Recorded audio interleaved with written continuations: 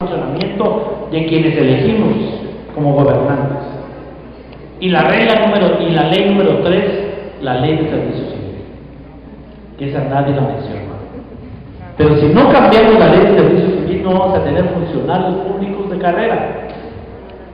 Y entonces los partidos políticos van a seguir siendo como agentes de empleo. Yo me meto a un partido político o porque quiero ser candidato o candidata, o porque creo que ese partido va a ganar para que después me dé empleo. Y entonces resulta que cuando el partido gana, cambia al 80% de los funcionarios, de los trabajadores públicos, y corre y va de nuevo y no hay continuidad en lo que estamos haciendo. Cuando uno se mete a ser un funcionario público, debería hacerlo por oposición. 2, no debería existir el contrato 022 y 029, que la intención fue contratar profesionales en el 029 por resultados, y en el 022 gente que llegara y después se fuera, pero el 029 y 022 han servido para pagar salarios altísimos, para tener plazas fantasmas, o para que la gente la tengan condicionada 3 o 4 meses, porque si se sale del partido, le quitan el empleo. Entonces realmente debe ser por oposición, debe ser una plaza fija y segura, y debe tener un escalafón para que el servidor público gane como tiene que ganar. De lo contrario, ningún profesional va a pasar 5, 6, 7 años de su vida sacando una carrera profesional y después ir a caer a un puesto público que tiene que ser a través de un partido político mal pagado y condicionado a seguir perteneciendo al partido. Y como el partido desaparece cuando gana, entonces se cambian de partido hasta los funcionarios públicos. Entonces la ley de servicio civil es importantísima. Pero al mismo tiempo que hacemos cambios a la ley electoral, cambios a la ley, a las reglas del juego para gobernar, que están en la ley orgánica, y a la ley de servicio civil, tenemos que aprobar las reformas constitucionales y todas las leyes relacionadas con el tema de administración de justicia, porque tenemos que seguir en ese proceso de depurar el Estado, de seguir con los juicios que realmente para encontrar los responsables del saqueo que viene del Estado, y eso no puede hacerse hasta que terminemos de hacer la reforma política. Y hasta que hagamos la reforma política y estemos en esa depuración del Estado, entrar a la reforma profunda. La reforma profunda es corregir lo que los constituyentes no hicimos por miedo, o porque estaban en los acuerdos de paz, o porque la coyuntura lo exigía, como por ejemplo los gobernadores electos. Tenemos que elegir a nuestro gobernador o gobernadora, no puede seguir siendo nombrado porque es pariente del diputado, pariente del presidente, o porque simplemente es del partido. El gobernador, que es quien realmente gobierna el departamento, debe ser electo. Como un ejemplo de los cambios que hay que hacer. Tenemos que descentralizar el país, porque todo lo que se produce en el departamento de San Marcos se debería de quedar en el departamento de San Marcos, para el beneficio del departamento de San Marcos. Pero hasta el impuesto de circulación de vehículos uno lo paga y se va al fondo común, cuando podría uno pagarlo más fácil en la municipalidad. Probablemente sería hasta más barato y sería en beneficio de las carreteras y las calles de nuestro municipio, y no irse al fondo común a subsidiar transporte, a subsidiar un montón de temas que en el interior del país no nos sirven de nada. La descentralización, darle a las municipalidades el poder, pero acompañado de plata, y de la fiscalización y transparencia que tiene que hacer la sociedad civil, es el otro paso profundo a lo que llamamos nosotros la reforma profunda. Y tiene que tener gobernadores electos, o de lo contrario el alcalde va a seguir dependiendo de lo que el favor el gobernador le quiera hacer. Va a ser más corto, si no hay pocas preguntas. ¿Quién más?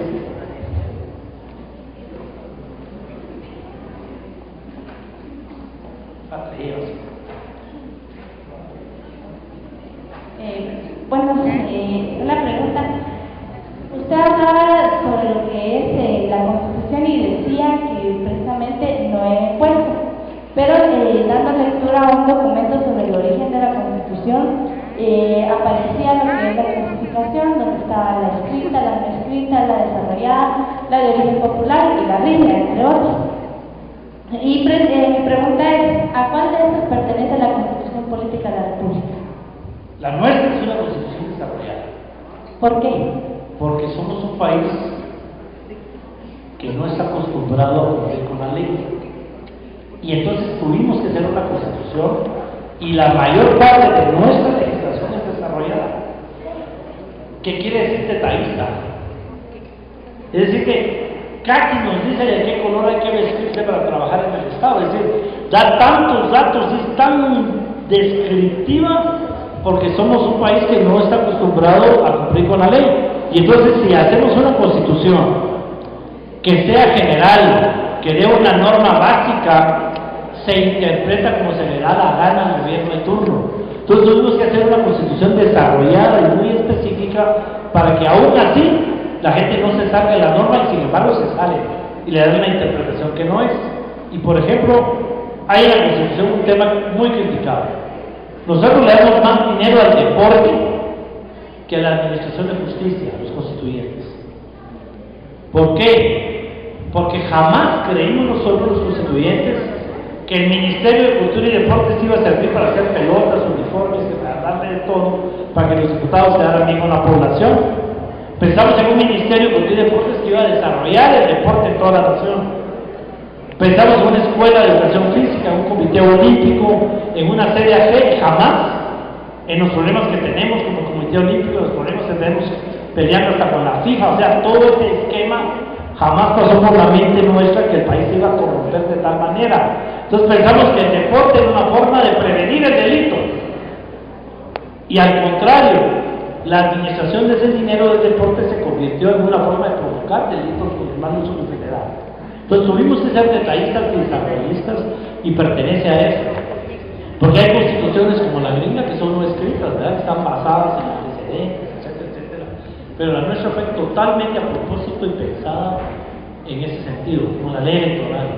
Distritos electorales grandotes, con método Hunt para el sorteo de votos, para permitir que la mayoría, las minorías llegaran al Congreso. Gracias, pero de igual forma, dentro del documento que yo analizaba, decía que la Constitución Política de la República estaba constituida en lo que es la rígida, ya que nadie la puede cambiar, a menos que, como usted hacía mención, la Asamblea Nacional Constituyente, que eran los únicos que tenían el poder para poderla transformar. No, es una constitución que tiene los dos temas, es rígida en algunos artículos que no pueden ser corregidos si no es por una Asamblea Nacional Constituyente, y está ahí muy específico cuáles son, y hay artículos flexibles como las reformas en la administración, en el tema de administración de justicia, que aparentemente van a ser reformadas por el Congreso y van a ir a una consulta popular y no tiene que haber Asamblea Nacional Constituyente, con 105 votos en el Congreso. O sea que en ese sentido es muy rígida en algunos temas, como la reelección,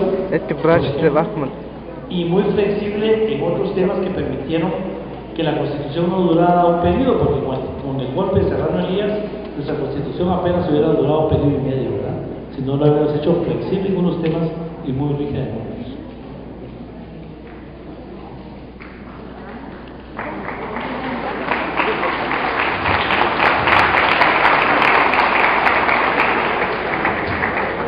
Muy buenos días.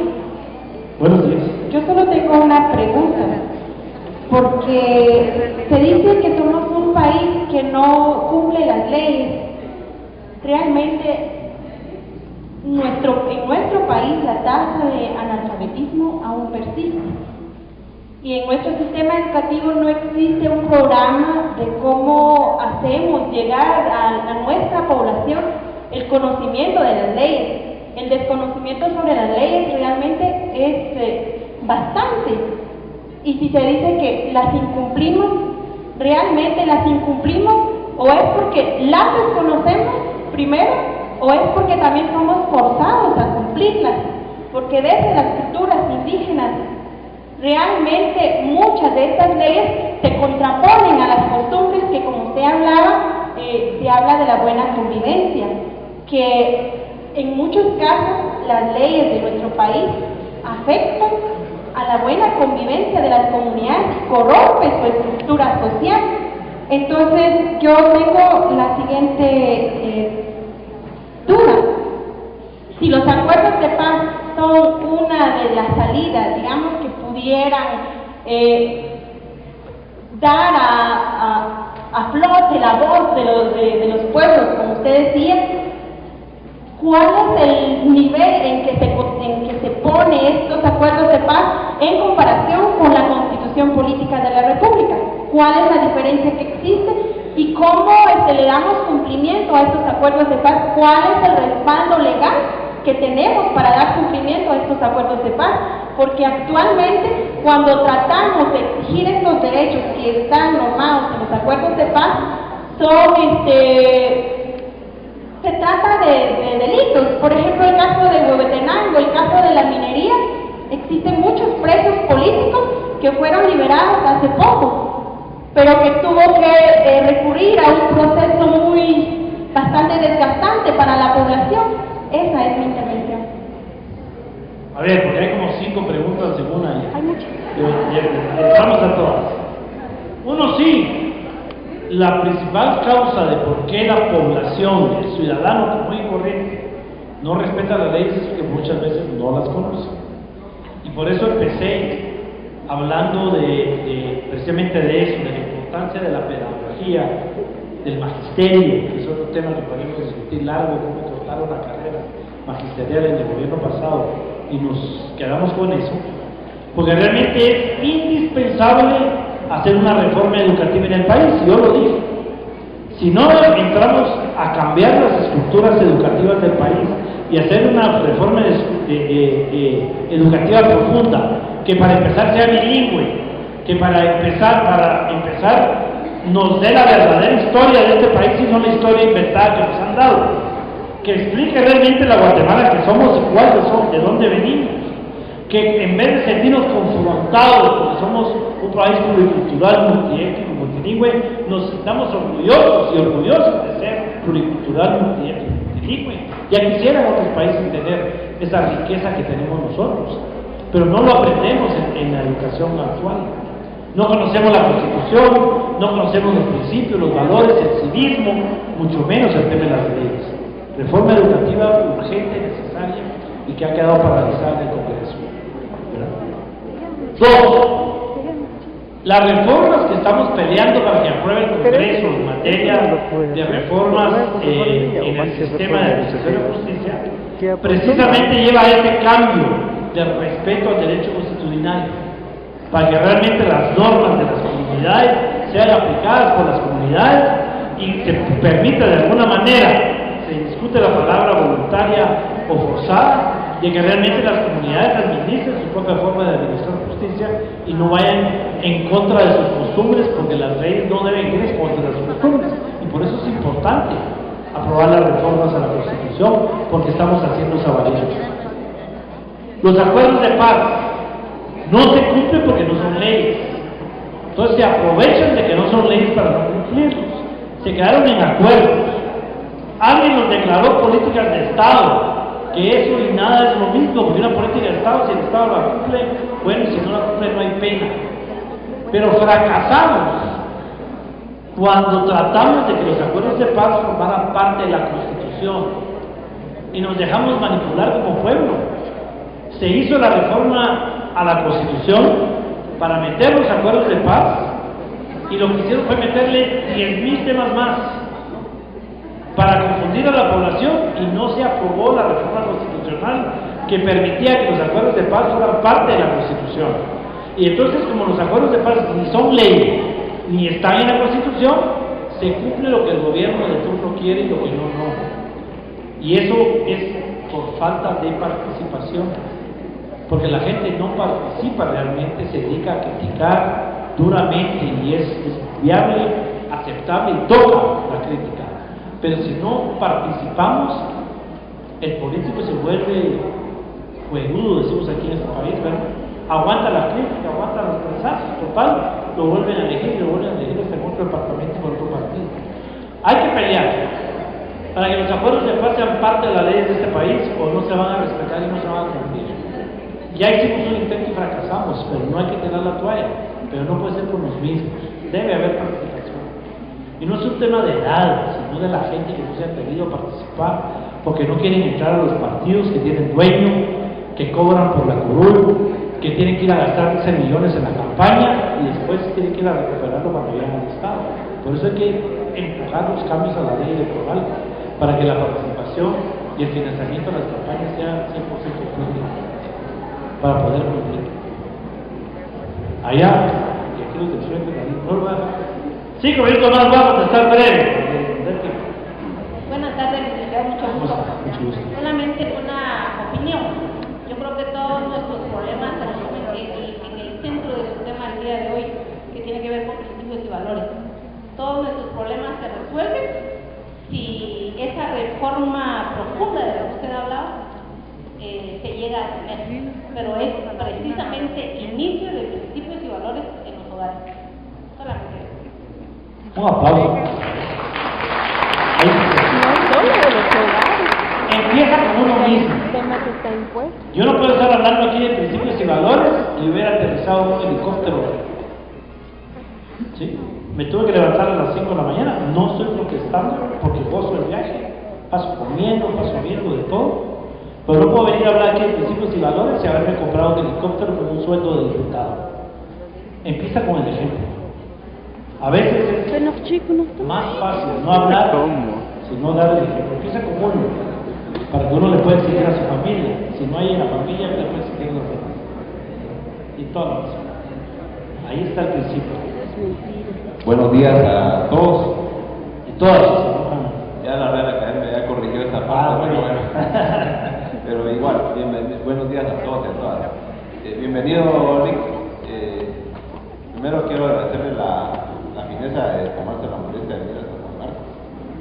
Es su departamento. Y segundo, pues también quiero aplaudir la valentía que tiene que no tiene mucho ya, ¿verdad? Porque tiene la valentía de pararse ahí en un podio y exponer los temas que usted fundamentadamente ha esbozado, ¿verdad? Solo para compartir un poquito, San Marcos es un departamento, si no el más estratégico, uno de los más estratégicos del país. Sin embargo, en San Marcos tenemos, en abril de este año, superamos el 1.250.000 habitantes, de los cuales de ese 1.250.000 tenemos más de medio millón de jóvenes de edad de 18 a 42 años en edad puramente productiva, desempleados. San Marcos, la capacidad que tiene de generación de empleo son de 1.000 a 1.500 al año, nuevos. Hay una distorsión económica terrible y por San Marcos pasa el 75% del comercio terrestre del Triángulo Norte Centroamericano y del Triángulo Norte Norteamericano, vaya la redundancia. ¿Por qué estoy haciendo esta referencia a mí? Porque yo como guatemalteco, en primer lugar,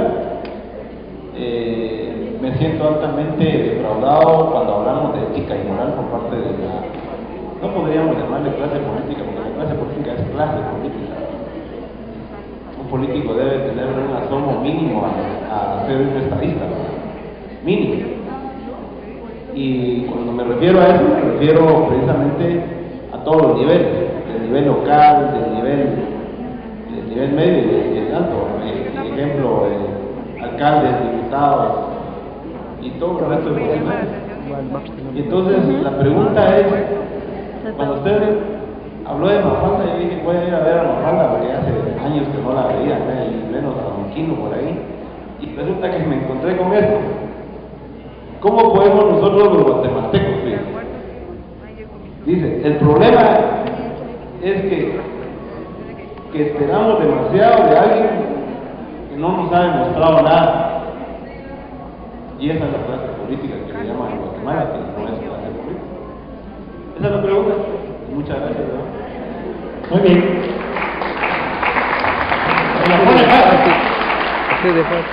Primero, me encanta Mafalda, le voy a contar otro Mafalda. Está un par de millonarios alrededor de su carrazo ahí platicando y le dice uno al otro, ¿te acordás cuando éramos universitarios y queríamos cambiar el mundo? Qué tontera, ¿verdad? Y mira ahora cómo vivimos. Está Mafalda y sus amigos atrás. Salen corriendo con el resto de amigos y les dice, muchachos, Hay que apurarse a cambiar el mundo o el mundo lo cambia uno. El sistema nos trae y paramos tirando la toalla, como decimos en buen chapín en la lucha. Es en esta etapa cuando uno es soñador. Yo por eso me alegro enormemente, yo agradecido con Dios que me ha dado la oportunidad de ser diputado a los 23 años. Porque ahí llega uno solterito, no está pensando que le va a matar a la mujer, a los hijos, a nadie, ¿verdad? Dispuesto a dejarse la vida y lo que sea por sus sueños y sus ideales. Es la edad en la que uno es quijotesco y que realmente uno quiere ver cumplidos esos sueños. Y mientras más gente joven, mientras más mujeres apasionadas y mientras más representantes de los pueblos indígenas tengamos en la política, vamos a ir haciendo esa transformación, porque lo que tenemos ahorita no es clase política, y por eso le digo, me la pone fácil. Cuando la población ya hizo lo que hizo ahorita, apenas en el segundo periodo, la población protestó contra la corrupción de la clase política en tiempo de Serrano Elías.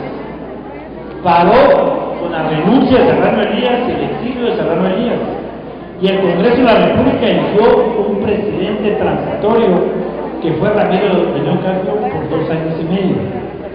Y Ramiro de León Carpio, que no era político, sino que había estado como procurador de los derechos humanos, y es mi gran amigo, mi padrino, inclusive, pero él estuvo en la Procuraduría de Derechos Humanos y ahí fue que nos engañó a todos, porque él había sido el gerente de la Asociación de Azucareros durante 20 años. Primo de Jorge Carpio, dueño del gráfico. Él era un abogado empresario que la constituyente le permitió convertirse en procurador de los derechos humanos y se volcó contra la clase política. Y la gente estaba en un proceso como el de ahorita, que odiaba tanto a los políticos que exigió la depuración del Congreso. El Congreso se autodepuró, porque no hay otra manera de depurar el Congreso, más que el mismo Congreso se disuelva en esa Asamblea Nacional Constituyente, en esas reformas constitucionales. ¿Y qué pasó? Se acabó la clase política de ese país. A partir de ese momento, ser diputado o diputada era mala palabra, hijo de tantas, borracho, ladrón, lo que fuera, por haber sido depurados. Entonces, a partir de ese momento, el Congreso y los partidos políticos empezaron a llenar de oportunistas. Entonces, yo comparto lo que usted acaba de decir. En este país no hay clase política, y por eso es que pocos, en mi Facebook dice político de verdad, y me peleé 3 horas en el RENAM y perdí la batalla cuando me preguntaron comisión de oficio político, y no está en el Estado. En el programa de la computación del RENAM no existe político como profesión. Y entonces no hay clase política. Y lo que hicimos fue que exterminamos a la clase política durante el conflicto armado. La nueva clase política que nacía con la Constitución se vio diezmada con el golpe de Estado y la autodepresión del Congreso, y no hemos logrado sacar a los oportunistas, dueños de partidos políticos, y crear una verdadera clase política. No existe la clase política en este país, y por eso es que la pelea en el Congreso será entre Oliverio García Rodas, constituyente, Mario Taracena, constituyente, y Ninel Montenegro, que es uno de los que más tiempo tiene estar en el Congreso, porque son los de la vieja política que era buena. La forma actual de hacer política es la que es mala, y la nueva no hemos logrado, porque no hay clase política. Totalmente. Muy bien, muchas gracias, de verdad.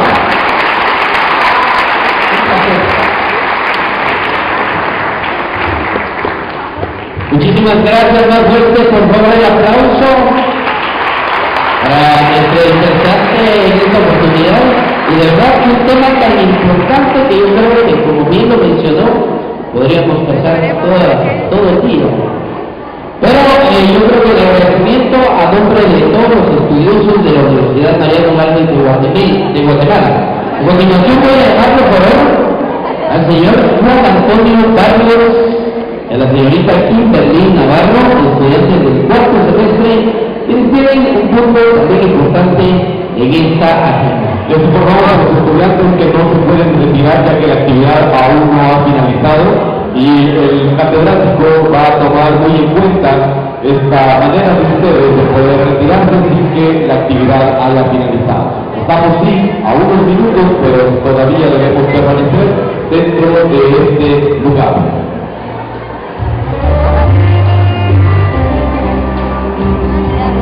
Licenciado José Roberto Alexis Cámara, presente, y para cada uno de ustedes que nos acompaña tengan una buena tarde.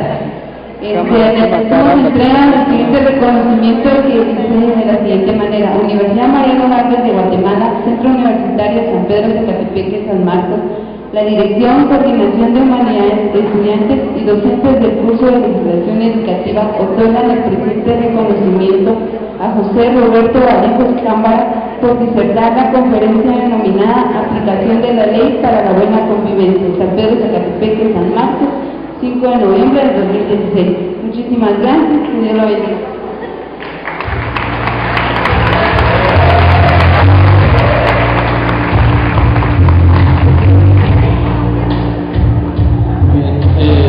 Buenas tardes para cada uno de ustedes, compañeros. Necesito ahora la presencia acá del licenciado Eliu, porque vamos a hacerle entrega de este pequeño reconocimiento. Es para mí un honor, porque es un gran trabajo el que él hace como docente y como ciudadano en nuestro departamento. El reconocimiento dice de la siguiente manera: Universidad Mariano Gálvez